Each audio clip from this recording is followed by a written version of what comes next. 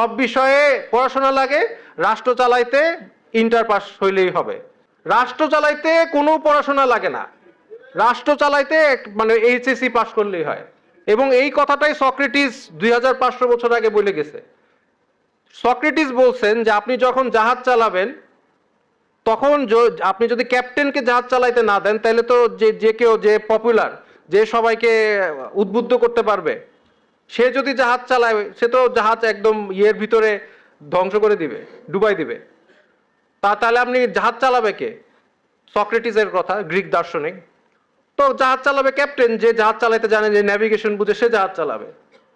কিন্তু policy making এবং ওনার কথা যে চালাবে তার অবশ্যই দেশ চালানোর বিষয়ে তার জ্ঞান থাকতে হবে। কিন্তু আমরা বলি যে না, কোনো জ্ঞান লাগবে না, কোনো জ্ঞান লাগবে না, আমাদের ভোট দিলেই হবে। এখন এটা আপনারা নিজেরাই বলেন, আপনার এলাকার